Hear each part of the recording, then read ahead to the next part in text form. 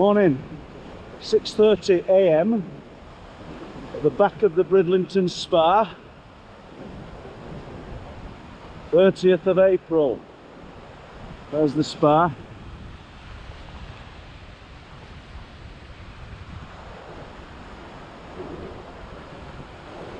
And I've just brought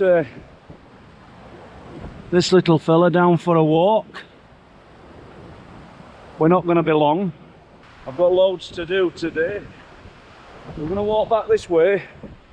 I may just fit a short accounting of a strange figure. We'll not call it a being. A strange figure that a man and his wife saw back in the 1970s that just walked into non-existence. How about that? But first we'll just have a look at this. We'll just let Bob look at the sea.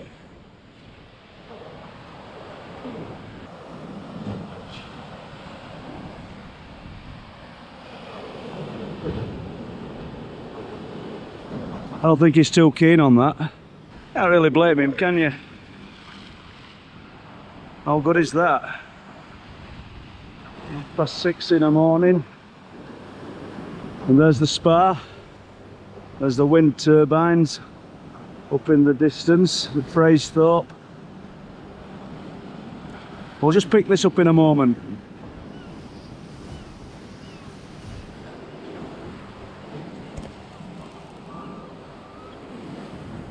So we've come out at wind now, which is a little bit better, and just heading towards town. There's Bridlington Harbour. Like I say, it's April 30th. And what I want to talk about happened over there. So you're looking towards Ebor Flats. You can see the sign that says Windsor Crescent. So I'm going to cross road now. So back in early 1970s, there's a couple walking home. Just minding their own business. It's about 11 p.m. at night, and as they're walking along here, this then young couple get to these gardens. Nothing untoward here, is there really? You've got these flats here, the Ebor Flats, and that wrought iron shelter that's over there will have been stood there at least 100 years. So nothing much will have changed, probably, apart from, you know, the plants and what have you. But as they're walking along here, they see a man. They don't say he appears from nowhere, they just see a man walking the same direction that they're walking, but roughly where those flowers are, you know, the circular patch there. And like I said, I'm not going to say he just appeared, but they became aware of him. Nothing unusual. He's got a donkey jacket on. If people can picture what a donkey jacket is, back in the 1970s, a lot of council workers wore them and miners. So this guy's got a donkey jacket on and he just appears on their radar. Nothing really unusual apart from the fact that it looks like he's got a spaceman's helmet on. So it's 11 p.m. at night. Is someone acting about, you know, a little prank, wearing something? Possibly. But as they're watching him walk, he just slowly walks into non-existence, disappears. So let's just walk around this bit for a moment.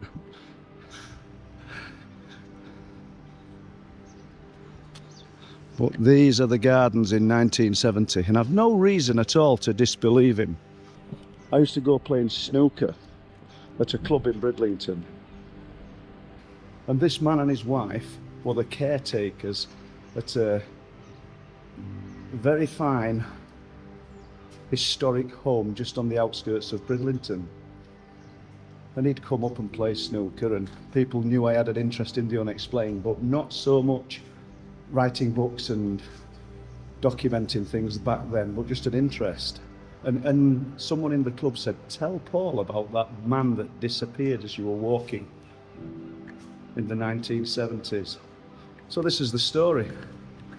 And they're looking out from the gardens.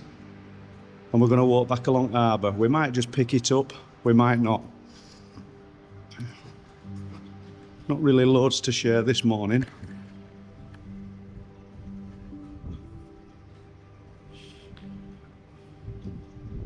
Bob's just having a look round.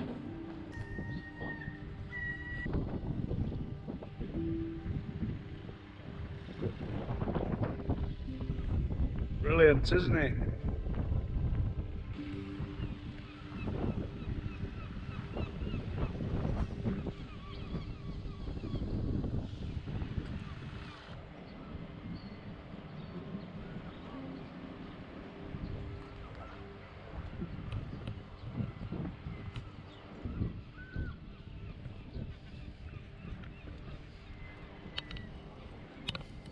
We'll just have a look at this dredger. Not exactly unexplained, but we'll just have a look at this before we go. Well, Bob will. He's never seen a dredger. I think that's going to be one of his skills. Or should I say, that's not going to be one of his skills. He's not going to be a dredge operator. What do you think to that, Bob?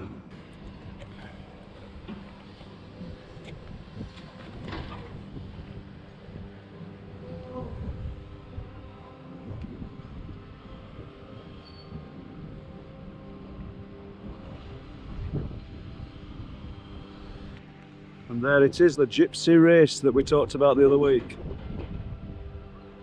I wonder what they do with all that silt when they've got it out here. I would imagine it just ends up somewhere out in North Sea. No great detriment really, is it? Come on.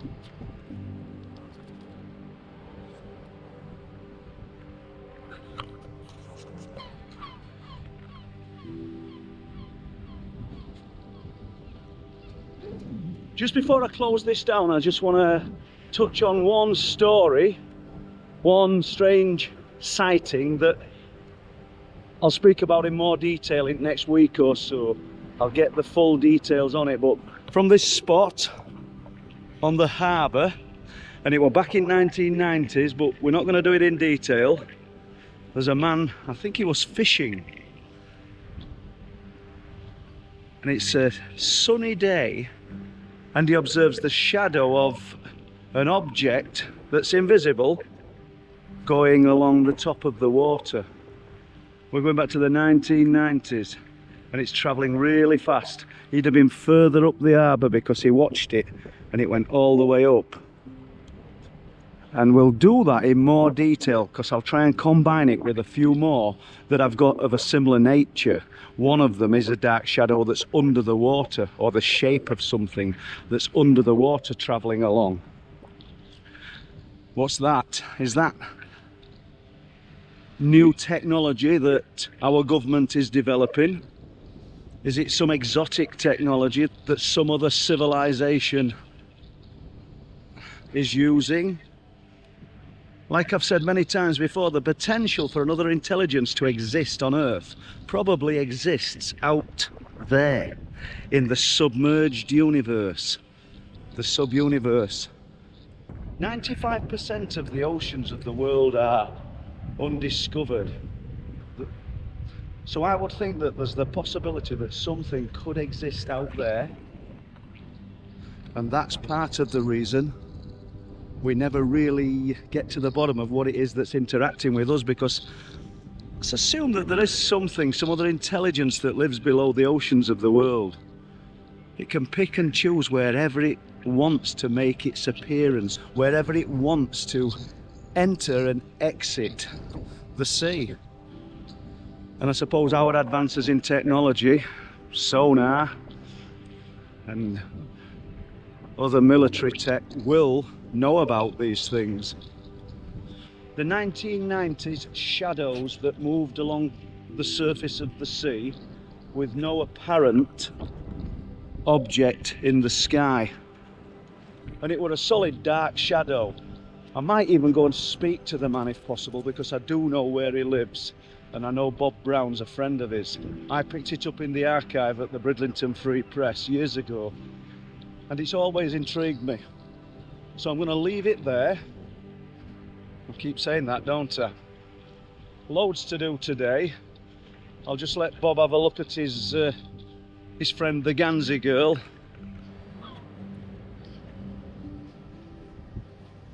He's walking up to her. I think he thinks she's real. He's not sure, look. He's giving her a wide berth. What do you reckon, Bob? What do you think? Definitely the last from me today. So, please press the like and subscribe button if what we're doing is of any interest. And we'll see you next time. Thank you. Bye-bye. Serious fun. Right, okay. Oh my God. I think there's a play on words there, isn't there? What are you reckon, Bob? He's not sure. Treasure Island Adventure Golf. Excellent. Kids eat free. I wish I'd have known that when we had grandkids. What if you could just bring them down and leave them?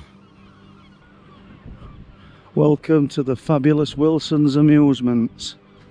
I used to love coming to amusements with girls when they were younger.